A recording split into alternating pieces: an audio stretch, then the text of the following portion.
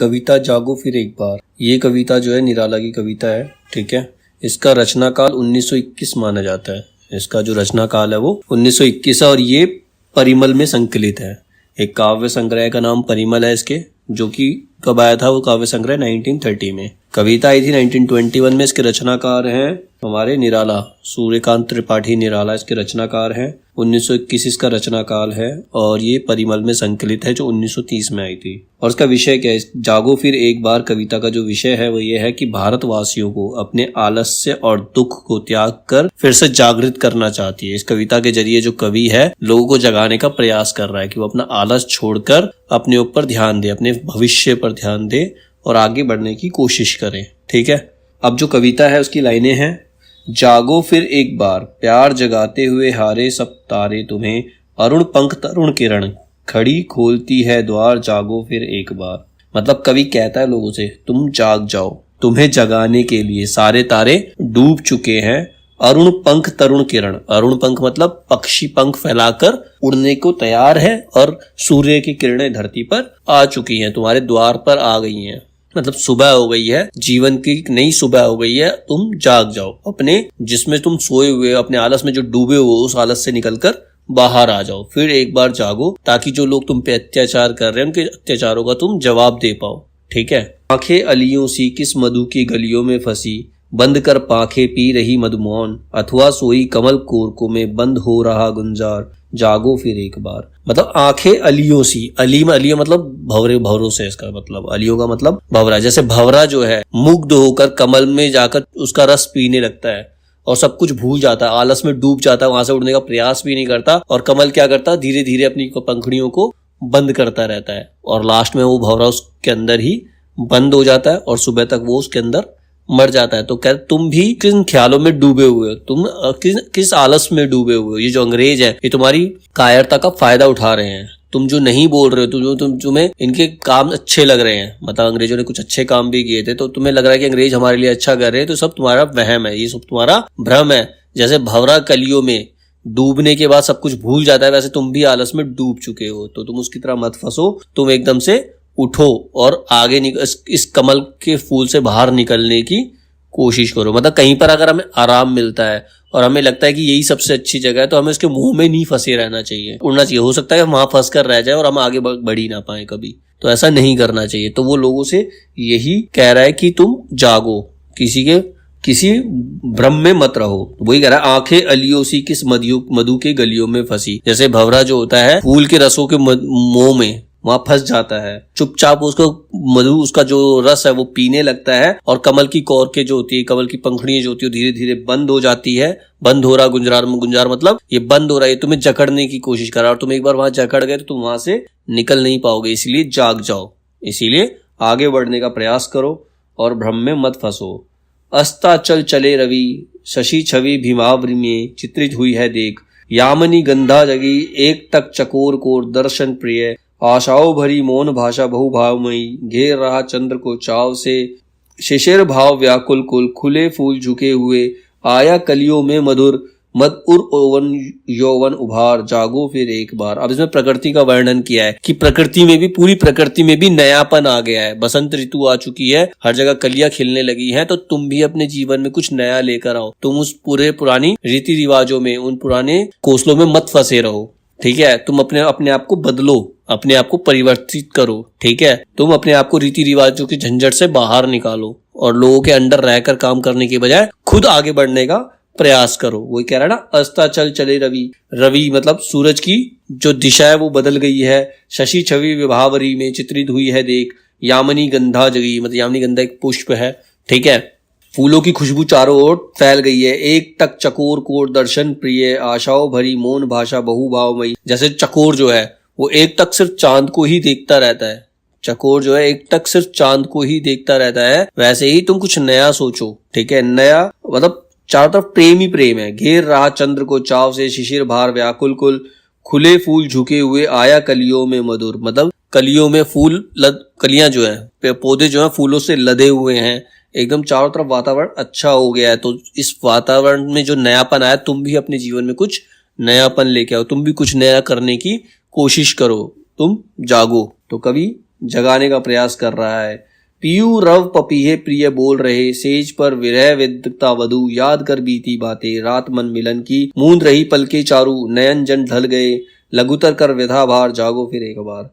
PU रव पपीहे प्रिय बोल रहे हैं, मतलब चारों तरफ कोयल पपीहे गीत गा रहे हैं, गुंजार कर रहे हैं। सेज पर विरह विदग्धता वधु, मतलब एक सेज पर जो नई नव विवाहिता है, नई विवाहिता व वधू है, वो अपने प्रिय को याद कर रही है, अपनी बीती बातें, अपने प्रेम की बातों को याद कर रही है। मूंद रही पलके चारू, नयन जल ढल गए, लघुतर कर व्यथा भार, मतलब पूरा प्रकृति में वातावरण नया आ गया है, कुछ चारों तरफ हरियाली है, खुशहाली है, ठीक है। सब अपने आप को याद करो, तो तुम भी जागो, तुम भी अपने आप को याद करो, तुम कौन हो, ठीक है। तुम भी आगे बढ़ने का प्रयास करो। उगे अरुणाचल में रवि, आई भारती रति कवि कंठ में, क्षण क्षण में परिवर्तित हो रहे प्रकृति पट, गया दिन आई रात, गई रात खुला दिन, ऐसे ही संसार के बीते दिन, पक्ष मास वर्ष कितने ही हजार, जागो फिर एक बार। कह रहे जो परिवर्तन, ये प्रकृति जो है इसमें तो परिवर्तन होता ही रहता है। सूर्य डूबता है रात होती है, सूर्य उगता है सुबह हो जाती है, ठीक है। सुबह कोयल गाने लगती है, क्षण क्षण में परिवर्तन है यहाँ पर। क्षण क्षण में, कुछ समय बाद महीने बदल जाते हैं, कभी वर्षा ऋतु आती, कभी वसंत ऋतु आती, कभी शरद ऋतु आती है, ठीक है। रात जाती है, दिन निकलता है, ऐसे ही दिन रात मास सब बीतते चले जाते हैं और कितने ही हजारों वर्ष बीत जाएंगे। तुम अपनी नींद से जागो, कभी लोगों से कह रहा तुम अपनी नींद से जागो, तुम भी अपने जीवन को परिवर्तित करने का प्रयास करो, एक ही जगह मत अटके रहो, ठीक है। आगे बढ़ने का प्रयास करो। जागो फिर एक बार, समर अमर कर प्राण, गान गाए महासिंधु से सिंधु नदी त्रिवासी, सैंधव तुरंगों पर चतुरंग चमु संग, सवा सवा लाख पर एक को चढ़ाऊंगा, गोविंद सिंह निज नाम जब कहाऊंगा। किसने सुनाया यह वीर जन मोहन अति दुर्जय संग्राम राग, फाग का खेला रण बहरों महीनों में, शेरों की मांद में आया आज से यार, जागो फिर एक बार। अब इसमें लोगों के अंदर जोश पैदा करने की कोशिश की है, इन लाइनों के जरिए जोश पैदा करने की कोशिश की है कि तुम अंग्रेजों से डरो मत, उनको डटकर उनका मुकाबला करो। कह रहा जागो फिर एक बार, समर अमर कर प्राण। समर मतलब झगड़ लड़ाई होती है, युद्ध होता है, समर का मतलब युद्ध होता है। इस युद्ध में लड़ोगे तो अमर कहोगे, अगर युद्ध में लड़ते हुए तुमने प्राण गंवाए तो अमर हो जाओगे, ठीक है। गान गाए महासिंधु से, महासिंधु मतलब सागर है, सिंधु नद तीरवासी, सैंधव तुरंगों पर चतुरंग चमुसंग, मतलब इसमें गोविंद सिंह की लाइन भी, सवा सवा लाख पर एक चढ़ाऊंगा तभी गोविंद सिंह नाम कहवाऊंगा। मतलब कह रहा है एक अकेला जो है 1.25 लाख लोगों को मारकर तब वो मरेगा, ठीक है। उसके अंदर इतनी हिम्मत है कि वो चिड़ियों से बाज को लड़ा सकता, बाज को चिड़ियों से लड़ा सकता है, चिड़िया जीत भी सकती है चिड़ियों से जब बाज लड़ाऊं, ये भी लाइन है इसके अंदर। तो गोविंद सिंह का नाम लेकर उनको लोगों को ये जगाने का प्रयास किया कि जिस तरह से गोविंद सिंह ने अत्याचार के खिलाफ लड़ाई करी थी, तुम भी लड़ो। जब गोविंद सिंह वहां पर शहीद हो गए तो आज भी उनका नाम अमर है, तो अगर युद्ध में मारे गए तो तुम्हारा नाम भी अमर होगा, तुम वीर कहलाओगे, ठीक है। फाक खेला रण 12 महीने, मतलब ऐसे ऐसे लोग हैं जिन्होंने पूरे 12 के 12 महीने अपने खून की होली खेली है। आज शेरों की माद में सियार आ गया, मतलब अंग्रेजों के लिए बोला है इसने, आज शेरों की माद, हम शेर हैं, हमारे शेरों की माद में आज सियार आ गया, तो हमें उससे डरना नहीं है, हमें उसका डटकर मुकाबला करना, उसको निकालकर बाहर फेंकना है। तो भारतवासियों को जगने का प्रयास कर, वो जगने का आवाहन दे रहा है कवि, कह रहा है जागो फिर एक बार। सिंहिनी की गोद से छीनता रे शिशु कौन, मौन भी क्या रहती वह रहते प्राण, रे अजान एक मेष माशा ही रहती है निर्मिमेश, दुर्बल वह छीनती संतान जब जन्म पर अपने अभिशप्त तप्त आंसू बहाती है। किंतु क्या योग्य जन जीता है, पश्चिम की उक्ति नहीं, गीता है स्मरण करो बार बार, जागो फिर एक बार। कह रहा सिंहिनी की गोद से छीनता रे शिशु कौन, मतलब सिंहिनी की गोद से कभी उसका कोई बच्चा छीन सकता है, नहीं छीन सकता। ऐसे ही ये भारत हमारी माता है, ये हमारी धरती हमारी माता है, इस धरती को हमसे कोई छीन नहीं सकता, हम शेर हैं। लेकिन अगर हम सियार बन के रहेंगे, भेड़ बनकर रहेंगे, तो वो अवश्य ही हमारी धरती को छीन लेंगे और हम आंसू बहाने के अलावा कुछ नहीं कर सकते। तो उसने वही एग्जाम्पल दिया है, सिंहिनी की गोद से छीनता शिशु कौन, सिंहिनी की गोद से शिशु उसके बच्चे को कौन छीन सकता है। अगर ऐसा कोई प्रयास भी करता है तो वो उसको जिंदा नहीं छोड़ती, उसके प्राण उसके शरीर में नहीं रहते, शेरनी उसे जिंदा नहीं छोड़ती, इस बात से कोई भी अनजान नहीं है। एक मेष माता ही रहती है निर्विमेश, मतलब एक भेड़ की माता ही अपने बच्चे के बिना रहती है, क्योंकि वो अपने बच्चे को बचा नहीं पाती, क्योंकि वो इतनी दुर्बल है, दुर्बलता का प्रतीक है। भेड़ जो है दुर्बलता का प्रतीक है, यदि उसका बच्चा कोई मार देता है तो वो आंसू बहाने के अलावा कोई और कुछ काम नहीं कर सकती। वही एक मेष माता ही रहती निर्विमेश, दुर्बल वह छीनती संतान जब उसकी संतान छिन जाती है तो अपने जन्म का अभिशाप मानकर वो सिर्फ आंसू ही बहाती है। किंतु क्या योग्य जन जीता है, क्या योग्य व्यक्ति जो है वो ऐसी जिंदगी जिएगा। कायर की जिंदगी नहीं जीता। एक योग्य व्यक्ति कभी भी कायर की जिंदगी नहीं जीता। ये पश्चिम की उक्ति नहीं है, हमारी गीता का सार है। गीता में भी कहा है कर्म करो, कर्म करोगे तो तुम्हें फल अवश्य प्राप्त होगा। तो हमारे पास गीता है, हमने कोई पश्चिम की उक्ति नहीं अपनाई है। हम किसी के तलवे नहीं चाटेंगे, हम किसी के अंडर हम नहीं रहेंगे। तुम्हें युद्ध करो, तुम लड़ो, अपनी आजादी के लिए लड़ो। स्मरण करो बार बार तुम कहाँ किसकी संतान हो। तुम उन वीरों की संतान हो। महाराणा प्रताप, बड़े बड़े वीर हमारे देश में हुआ, शिवाजी, बड़े बड़े वीर हुए हैं। तुम उनकी संतान हो, तो तुम शेर हो, सिंह हो। तुम ऐसे रो नहीं सकते। तुम्हारे हाथों से तुम्हारी धरती को कोई छीन नहीं सकता। इसीलिए जागो फिर एक बार। पशु नहीं वीर तुम, समर शूर क्रूर नहीं, काल चक्र में दोहो दबे आज तुम राजकुंवर। समर सरताज पर क्या है, सब माया है, सब माया है। मुक्त हो सदा ही तुम, बाधा विहीन छंद बंद जन ज्यों, डूबे आनंद में सच्चिदानंद रूप।